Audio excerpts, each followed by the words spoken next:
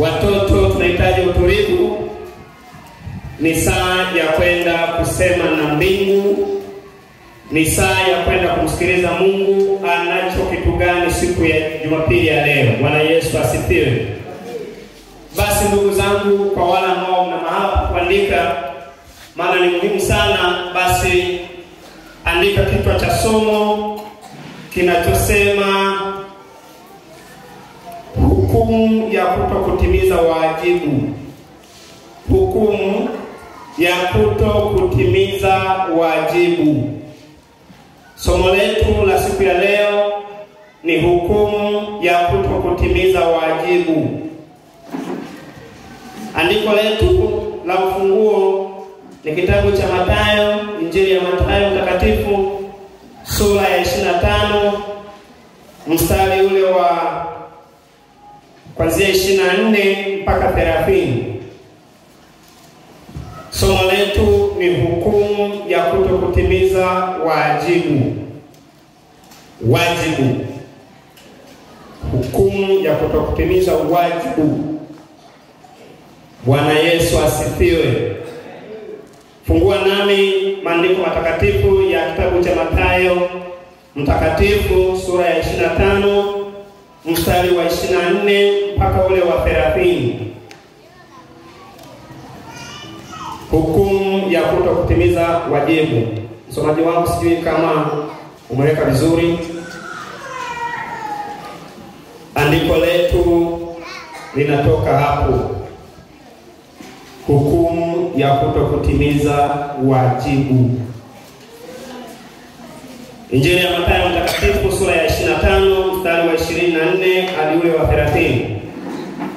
Hayo ni maandiko ya ufunguo kwa somo letu. Maandiko ya ufunguo kwa somo letu la hukumu kwa kutokutimiza wajibu yanatoka kitabu cha Mathayo mtakatifu sura ya 25 mstari wa 24 hadi ule wa 30. Tasoma kwa jina la Yesu. Ndio. Akaja na yule tarudia. Akaja na yule aliyepokea talanta moja. Sasa akasemaje? Bwana, nalitambua ya kuwa wewe u mtu mgumu. Bwana, nilitambua ya kuwa wewe u mtu mgumu. Wavuna usipopanda. Tabia yako ni kuvuna mahala ambapo hujapanda. Wakusanya usipotawanya. Nyingine ni hii ya kukusanya mahala usipotawanya. Basi nikaogopa. Kwa ajili ya haya mawili niliyokuambia nikaogopa. Nikaenda nikaifisha talanta. Kumbe usalama wangu nikaona ni kwenda kuficha talanta yako katika ardhi. Kile ulicholipa cha kwako nikaenda kukifukia chini ya ardhi. Tazama, ndio unayo iliyo yako. Sawa. 26. Bwana wake akajibu akamwambia. Haya ni maelezo ya mtumwa amejieleza, Bwana naye anajibu. Sawa. Wewe mtumwa mbaya mlegevu. Bwana wake anamwambia, wewe mtumwa mbaya na mlegevu. Ulijua ya kuwa navuna nisipopanda. Kama ulijua ya kwamba nina tabia ya kuvuna mahala nisipopanda, na kusanya nisipotawanya. Nina tabia ya kukusanya nisipotawanya. Basi sasa ilikupasa kuiweka fedha yangu kwa watoao riba. Kwa nini usipeleke kwa wale wanaoweza kuizalisha? Nami nikija, ili mimi nikirudi ningalipata iliyo yangu na faida yake. Ningepata hiyo niliyokuachia na faida yake. Basi mnyang'anyeni talanta hiyo. Maelekezo yanatoka sasa kwamba huyu mwenye kufukia anyang'anywe talanta yake. Mpeni yule aliye nazo talanta 10. Sawa. Kwa maana kila mwenye kitu atapewa. Sawa. Na kuongezewa tele. Lakini asiye na kitu, hata kile alicho nacho atanyang'anywa. Na mtumwa yule asiyefaa mtupeni mbali katika giza la nje. Ndiko kutakuwako kilio na kusaga meno. Amen. Fumba macho tuombe. Baba yetu Mungu, wewe uliye wa kweli, wewe unayetupenda upeo. Tunasema upeo kwa sababu ulisubutu kumuita Yuda rafiki. kwenye saa ya kusaliti kwake. Hakika yake unatupenda upendo. Tunalisika kabisa na hali ambayo umetukusanya asubuhi ya leo na mchana wa leo kwa ajili ya kusikiliza hekima yako masikioni mwetu. Faida yake ni nini? Unayo makusudi ambayo ndio faida tunapenda kuivuna mchana wa leo. Ikaumbe kitu ndani yetu, ikaleta hekima ndani yetu, ikatufundishe pale tulipopungua, ikapajaze. Kwa jina la Yesu Kristo anayetulia hai, kwenye masaa ya sisi kupokea, shetani huwa hakosi kuwa karibu nasi. Tunampinga kwa jina la Yesu Kristo anayetulia hai. Hana sababu ya kukaribia mahali hapa. Neno lako Mungu likawe moto ulao, likipenya masikioni mwetu, likiutengeneza ufahamu wetu, likituandaa kwa ajili ya safari ile ambayo siku moja tutautazamia wokovu wako utakapolijia kanisa lako. Rahani pako utakwenda kuishi pamoja nawe. Yesu, karibia. Uanze nasi, uhitimishe nasi. Kwa jina lako takatifu Yesu naomba nikushukuru. Amen. Kanisa, Bwana Yesu asifiwe sana. Tunalo somo lenye kichwa kinachosema hukumu ya kutokutimiza wajibu. Maandiko ya somo ni hayo ya kitabu cha Injili ya Yohana, Injili ya Mathayo sura ya 25. Ilifaa tuanze na mstari wa 14, lakini kwa maslahi ya muda tumelazimika kuanza na haya maandiko ya mstari wa 24. Bwana Yesu asifiwe. Somo letu ni hukumu ya kutokutimiza. Kutimiza nini? Wajibu. Wajibu upi tulionao? Tuanzie hapo. Bwana Yesu asifiwe sana. Kwa Mungu tunao wajibu wa namna mbili. Wajibu wa kwanza, tumepewa mambo ya kufanya, kwamba haya baada ya kuokoka wewe una lazima ya kuyafanya.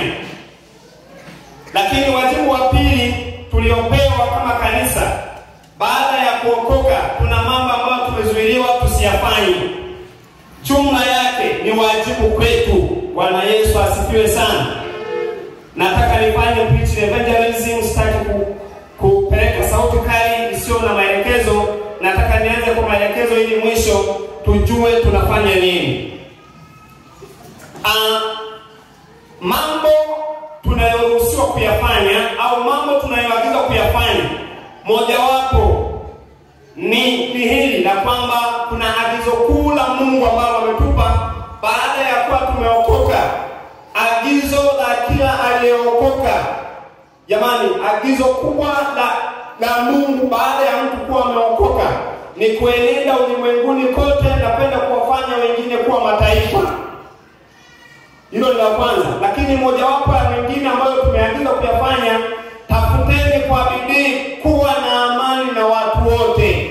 Kwa hiyo tumeagizwa kuwa na amani kati ya wewe na jirani yako, wewe na ukoo wako, wewe na wafanyakazi wenzako, wewe na wanakwaya wenzako, wewe na baraza lako, wewe na kikundi chako. Tumeagizwa kuwa na amani. Hilo ni agizo. Kwa hiyo tuna wajibu wa kujishughulisha kwa gharama yoyote mpaka tulitimize hilo.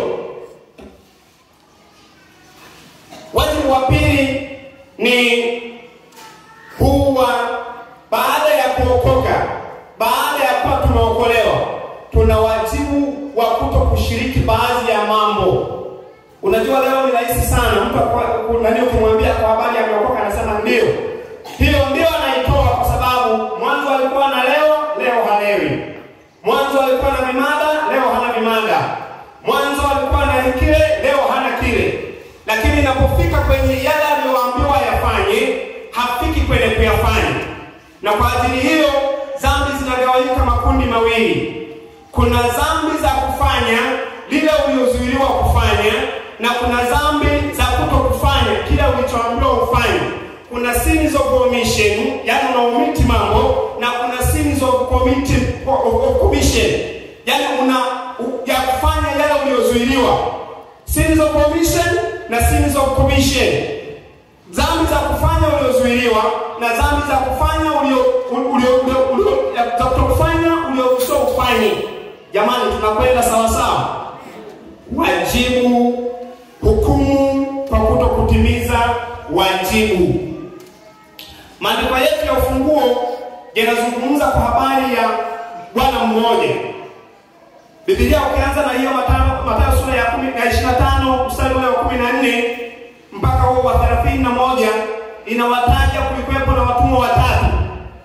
Na hao watumwa walikuwa ni wa bosi mmoja fulani. Huyu bosi akawa ameadhimu au amekusudia kusafiri ng'ambo ya mji. Sasa kwenye kila alichokuwa nacho, kwenye ule mtaji aliokuwa nao, akaona huu kwa watumwa wangu hao ni washirikishe kila mmoja kwa kadiri ya uwezo wake. Sasa kwenye hiyo kadiri ya uwezo wake, mtumwa wa kwanza akaonekana ni mzuri, akapewa talanta 5 kwamba nakuachia hizi, mimi naondoka, wewe ufanye biashara, nikirudi nikute ya kwangu na faida yake. Akakubali. Mtu wa pili au mtumwa wa pili akapewa talanta 2, akaambiwa mimi nakuachia hizi, nenda kazifanyie kazi, ninaporudi nikute na faida yake. Akakubali, akazichukua. Mtumwa wa tatu ni huyo ambaye alipewa 1, lakini baada ya kuwa amepewa, yeye akaichukua, akaenda akachukua mahali, akafukua mahali, akachimba mahali ardhini, akaifukia ile talanta, na sasa ikaendelea kuwa hivyo. Bwana Yesu asifiwe. Baada ya kuwa ameifukia, kilichotokea, huyu bwana aliyewapa hizi talanta, baada ya kukaa siku nyingi huko, kianza na huo mstari wa 23, anasema yule bwana akarudi. Aliporudi, akaihitaji ile talanta aliyowaachia. Talanta inatamkwa kwa mfumo wa fedha, lakini kwetu kanisa, talanta inaweza kuwa kitu gani? Ni hivi vipawa na karama ambazo Mungu anatupa. Umepewa kuimba, unaweza usipewe kimoja. Ndio maana leo unaweza kumkuta mtu ni mwimbaji, ni mhubiri, ni nani, unakuta na vitu vingi. Kwa kadiri ya uwezo Mungu anagawa. Ndio maana huyu mmoja alipewa 5, mwingine 2, mwingine akaachwa na 1. Na huyu aliyeachwa na 1 ana haki sawa na mwenye 5. Ni kwa kadiri ya uwezo wako. Uliyepewa kuhubiri na kuimba, fanya hivyo viwili. Uliyepewa kuhubiri sijui na kufanyaje, fanya hivyo. Sasa usipofanya, unaiangukia kwenye dhambi ya kutokufanya ulichoambiwa ufanye. Kanisa, tunakwenda pamoja? Bwana Yesu asifiwe sana. Bwana Yesu asifiwe. Huo ni mstari wetu wa ufunguo. Sasa twende kwenye maandiko ya somo. Maandiko ya somo tunayapata kwenye kitabu cha Samueli wa kwanza sura ile ya 4. Samueli wa kwanza sura ya 4. The first book of Samuel chapter 4. Kitabu cha Samueli wa kwanza. Kitabu cha Samueli wa kwanza. Kitabu cha Samueli wa kwanza sura ya 4. Tukaangalie somo letu hapo. Tunataka tujifunze hukumu ya kutotimiza wajibu. Kama tungeendelea na huyu mwenzetu wa kwanza, kuna mambo ambayo yalitamkiwa, lakini tuje niunganishe kule mwishoni. Kitabu cha Samueli wa kwanza sura ya 4.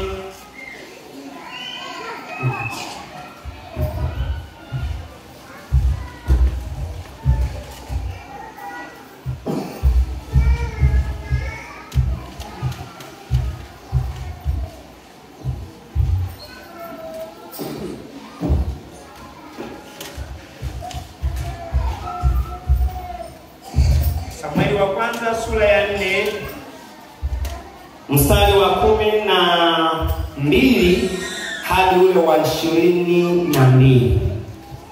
Kitabu cha Samueli wa kwanza sura ya 4 mstari wa 12 hadi ule wa 22. Hapo tena tukasome maandiko yanasemaje, msomaji wangu?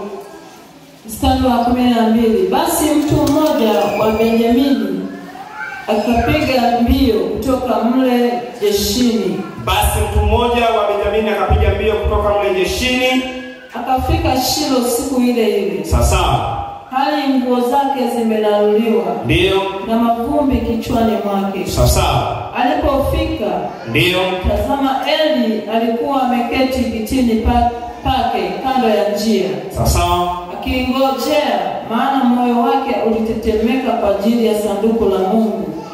Sasa naye yule mtu alipoingia mjini, akatoa habari, mji wote ukalia. Alipofika mjini akatoa habari ambazo ililazimika mji wote ulie. Sasa naye Eli aliposikia kelele za kile kilio, akasema, sasa maana yake nini kelele za kishindo hiki?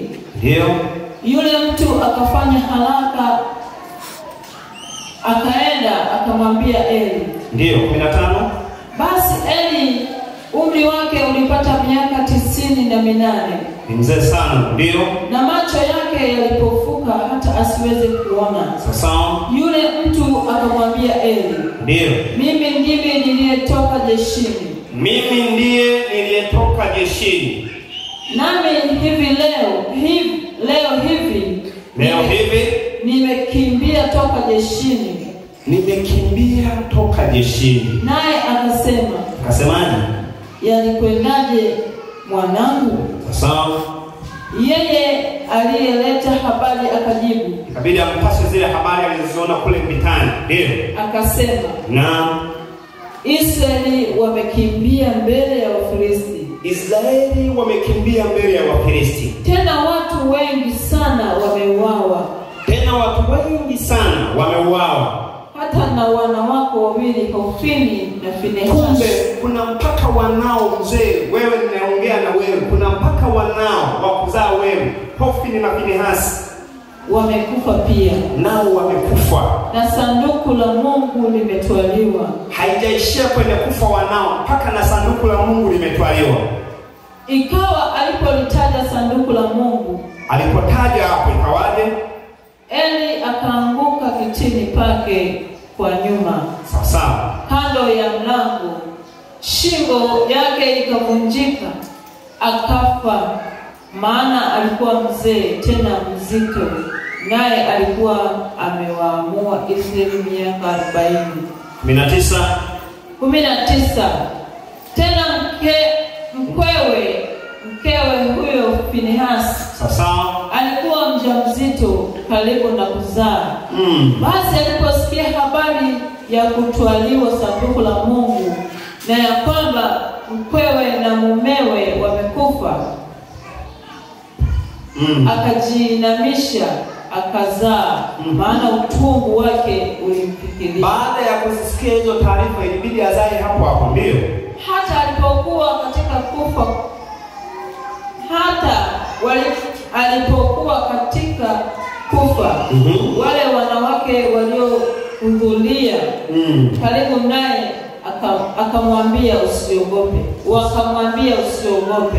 Sasa kwa maana umezaa mtoto mwanamume. Walakini hakujibu wala hakutazama. 21. Akamwita mtoto Ikabodi huyu. Sasa akisema, huo utukufu umeondoka katika Israeli, kwa sababu sanduku la Mungu lilikuwa limetwaliwa, na kwa sababu ya mkwewe na mumewe.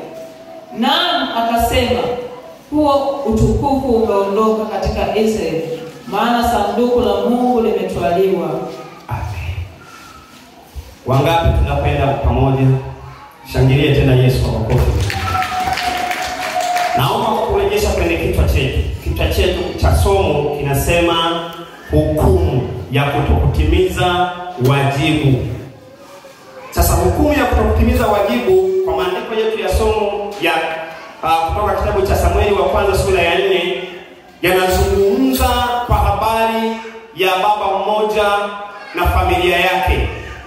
Baba huyu anaitwa Eli. Mimi ni Elias, yeye ni Eli. Bwana Yesu asifiwe sana. Huyu Eli alikuwa kuhani katika nchi ya Israeli. Alikuwa ni mchungaji katika nchi ya Israeli. Wengi sana tunamfahamu Samueli kwamba alipatikanaje. Samueli ni mtoto wa mama mmoja aliyepata mtoto wakati wa uzee wake kabisa, anaitwa Hana. Sasa mchungaji aliyehusika na kumwombea huyo Hana ndio huyo Eli.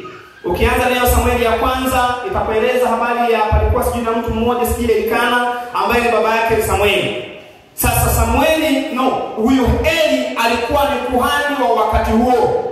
Alikuwa akichunga nyumba ya Bwana, taifa la Israeli, miaka karibia 1200 kabla ya Kristo kuzaliwa. Sasa mtu huyu akiwa kuhani, maandiko yanazungumza kuna mambo alikosa kuyafanya, aliyotakiwa kuyafanya. Na kwa kutokuyafanya yale yaliyompasa yafanye, ikawa ni dhambi kwake. Na kwa sababu ni dhambi ina hukumu yake. Na sasa hukumu inatajwa huko, tutajifunza baadaye. Lakini ambacho nataka nikueleze kwanza, nataka nikufahamishe tunajifunza juu ya habari gani. Tunajifunza habari ya hukumu kwa mtu ambaye hatimizi ulio wajibu wake. Kuhani Eli alikuwa ni kuhani mzuri anayehubiri habari za Kristo kwa uzuri wa utakatifu. Shida yake ilikuwa wapi?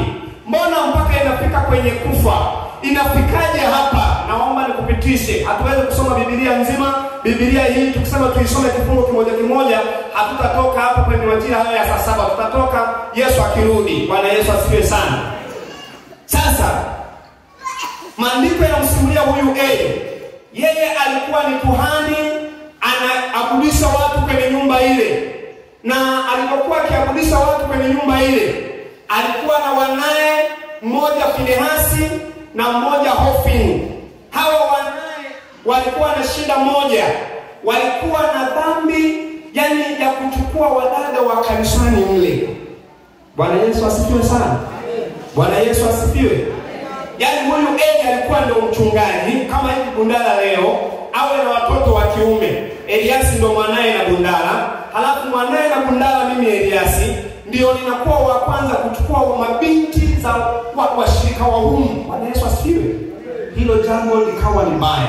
Na ilikuwa baya zaidi kwa sababu ukianza kwenye huo mstari wa kwanza, yeye aliyaona hayo. Alipoyaona akafunika macho kana kwamba haoni. Yaani mchungaji akawa anaona ule uharibifu unaoendelea kwenye kanisa lake, lakini wakati anauona yeye akajinamisha mahali kana kwamba haoni. Sasa ukisoma maandiko, mtumishi Mungu akamtuma mjumbe kwenda kwa Eli. Alipomtuma mjumbe akamwambia, nenda kamwambie Eli ya kwamba nitatenda tendo katika Israeli, kila mwenye kulisikia sikio lake litawasha. Yaani kuna jambo litalifanya katika Israeli, lakini kwa mwenye kulisikia sikio lake lina haki ya kuwasha. Bwana Yesu asifiwe. Bwana Yesu asifiwe sana. Sasa huyu akawa ameshindwa kutimiza aliyopaswa kuyatimiza. Ukirudi mstari wa 17 na 18, naomba nirudie hapo. Samueli wa kwanza sura ya 4 mstari wa 17 na 18 nisome hapo. Yeye aliyeleta habari akajibu akasema, Israeli wamekimbia mbele ya Wafilisti, tena watu wengi sana wameuawa, hata wanawake wawili Hofni na Finehasi wamekufa pia, na sanduku la Mungu limetwaliwa. Unajua hii ilikuwa ni unabii wa kile kilichozungumzwa nyuma. Ilikuwa ni kukamilika kwa unabii uliozungumzwa huko nyuma. Maana baada ya huyu mtu kuwa ameona maovu, akayafumbia macho, akanyamaza.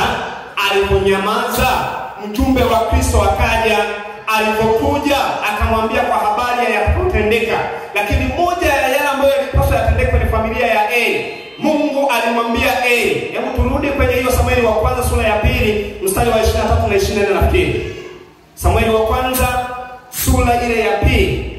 Turudi kuanzia mstari wa 25 mpaka 30. 25 mpaka 30. Tasoma kwa jina la Yesu.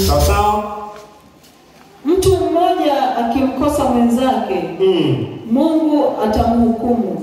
Sawa. Lakini mtu akimkosa Bwana, ni naye atakayemtetea. Sawa. Lakini hawakuisikia sauti ya baba yao.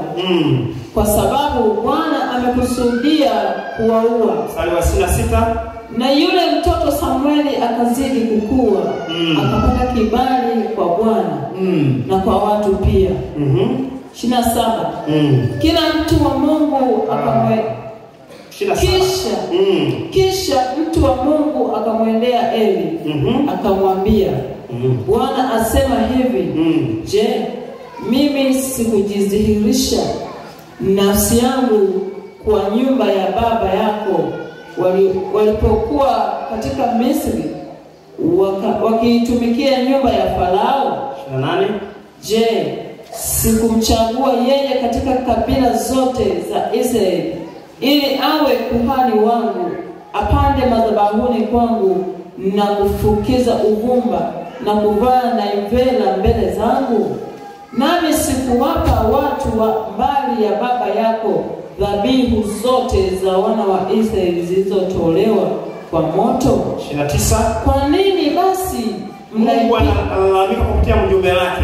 Kwa nini basi mnaipiga teke madhabihu yangu na sadaka yangu nilizoziamuru katika maskani yangu, ukawaheshimu wanao kuliko mimi, mpate kujinenepesha kwa sadaka zote za watu wangu Israeli zilizo njema? 30. Kwa sababu hiyo Bwana Mungu wa Israeli, kwa sababu hiyo Mungu anataka hukumu huu uovu. Anasemaje?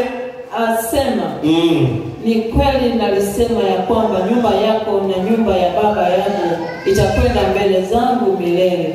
Lakini sasa Bwana asema, jambo hili na liwe mbali nami.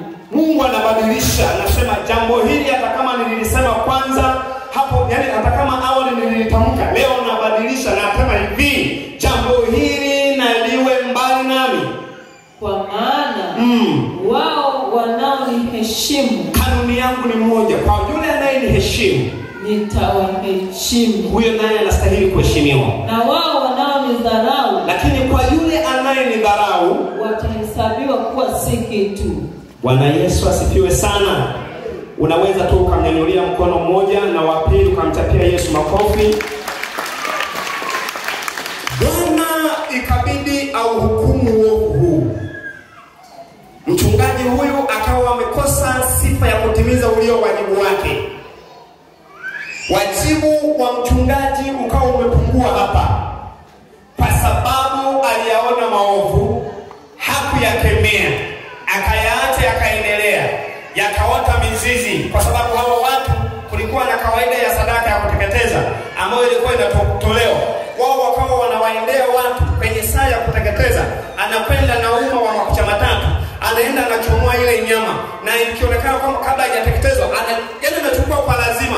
Lakini baba akawa anayaona hayo, anayavumilia. Alipokuwa kwenye kuyavumilia, mwisho Mungu akaamua kumhukumu huyu mtu kwa sababu amewaheshimu watoto wake, amesahau aliyemuita. Bwana Yesu asifiwe. Amen. Nataka nizungumze nini? Kwenye habari hii tunajifunza mambo gani? Kwenye saa ya mtu kuvumilia uovu anaouona, asiuseme, asiukemee, asiuonye, kwenye saa ya namna hiyo, tegemea jambo la kwanza ni hili tunalipata kwenye Samueli ya kwanza mstari wa kwanza. Samueli ya kwanza sura ya 3 mstari wa kwanza. Samueli wa kwanza sura ya 3 mstari wa kwanza. Tegemea jambo hili. Ndio. Nasoma kwa jina la Yesu. Sawa sawa. Basi mtoto Samueli akamtumikia Bwana mbele ya Eli. Hapo bindo nataka hapo sasa. Na neno la Bwana lilikuwa adimu siku zile. Na neno la Bwana lilikuwa adimu siku zile. Hapakuwa na mafunuo dhahiri. Ikawa shaba. Jambo la kwanza, uovu kiwepo unautazama, halafu umenyamaza, iwe ni kanisani, iwe ni kwenye familia, iwe ni popote. Wewe unajua maarifa Biblia inaona inasema kwamba yule ajuaye kufanya vema na asifanye, kwake huyo ni dhambi. Ukiona uovu, ukaona ubaya, ukaona jambo lisilofaa linatendeka na mtu pengine ni ndugu kwa maana ya yuko kanisani, anafanya mambo ya hovyo, halafu wewe ukafumba kana kwamba hauoni, tegemea kanisa hilo, au kama ni kwenye familia yako, tegemea mafunuo kutokuwa dhahiri. Lazima kutokee ukame pale. Hautaona pepo anakimbia, hautaona mgonjwa anaponywa, hautaona kitu cha namna hiyo, kwa sababu Mungu ana kanuni moja ya kumheshimu anayemheshimu na yule anayemdharau kumhesabu si kitu. Jamani, haleluya. Tegemea kitu hiki, mafunuo kutokuwa dhahiri. Kwenye siku za Eli, Samueli wakati akiwa mtoto mchanga, akati akikua, Eli alikuwepo ni kuhani tayari, lakini kwa sababu aliutazama uovu, alipoutazama uovu akafumbia macho, akafumba kinywa chake asiwaambie wanae, akawaheshimu wanae kuliko yule aliyemweka pale. Kitu kilichotokea, maandiko yanathibitisha, nasema siku zile neno la Mungu lilikuwa adimu, hakukuwa na mafunuo dhahiri. Kwa hivyo kutojifunua kwa Mungu kunaletwa na mtu kuitazama dhambi, kutazama uovu na kisha kuufumbia macho. Hilo ni la kwanza na jifunza kwa mwenzetu huyu Eli. Lakini twende la pili, inafikaje kwenye kufa? Inafikaje kwenye kufa? Huyu mtu inafikaje kwenye kufa? Kwenye kufa hapo inafikaje?